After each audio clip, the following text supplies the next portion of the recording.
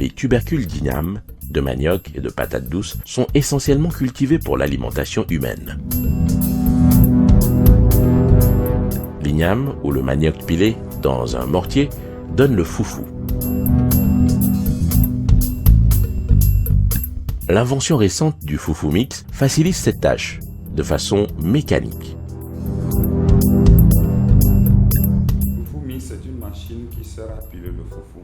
Avant que je ne fabrique le foufou mix, la méthode traditionnelle que j'ai connue, c'est le pilon et le mortier.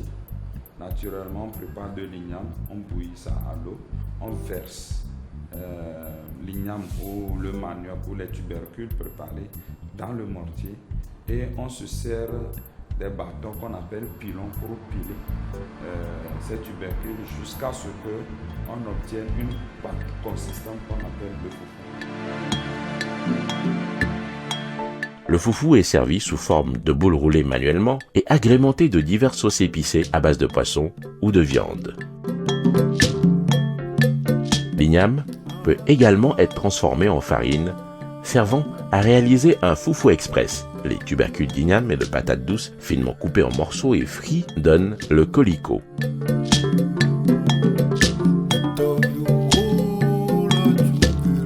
Ou longuement mijotés dans une sauce épicée, au poisson ou à la viande, pour obtenir un délicieux ragoût.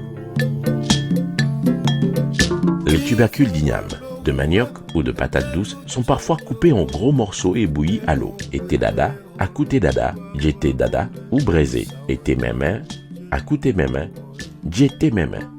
Ces derniers sont généralement accompagnés d'arachides grillés.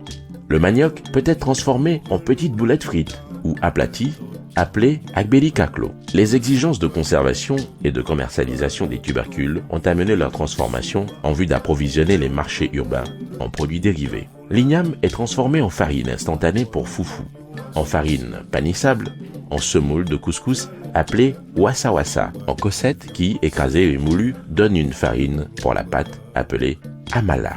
La transformation semi-industrielle donne des produits tels que les pâtes et flocons d'igname, les apéritifs, snacks et des sirops. Tout comme l'igname, le manioc peut être transformé en amala. Le gari et l'amidon sont également extraits de ce tubercule. Le gari est très consommé par la population togolaise en tant qu'aliment instantané. Les zones de transformation sont la périphérie de Lomé, Vaughan, Aného, Tabligbo et Tchévier. Sa préparation suit un processus d'épluchage, de lavage, de râpage, de pressage, de fermentation, de concassage, de tamissage, de cuisson et de tamissage encore, puis de séchage pour donner le gari. L'amidon trouve quant à lui son utilisation dans la boulangerie. Les phases principales de la méthode traditionnelle sont successivement l'épluchage, le lavage, le râpage, le filtrage ou la décontation, le séchage et le tamisage. Il en est de même de la transformation industrielle où on obtient le même résultat grâce à une centrifugeuse.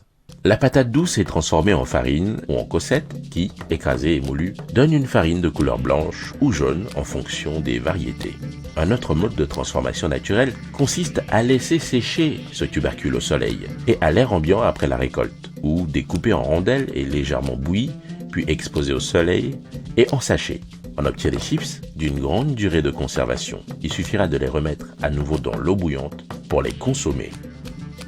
L'autosuffisance alimentaire, une réalité au Togo. Le manioc, une fois déterré, pourrit au bout de quelques jours. Il est alors très difficile de le conserver et sa transformation s'avère nécessaire. La conservation en pleine terre, dans l'eau, dans les silofos ou dans une sciure de bois humide prolonge la durée de conservation d'1 à 2 semaines. La conservation des patates douces dépend en grande partie des conditions climatiques. Une température de 13 à 16 degrés Celsius et une humidité relative de 85 à 90% sont nécessaires au stockage de ce tubercule. Des fosses souterraines emménagées sont alors conseillées pour une durée de conservation plus longue.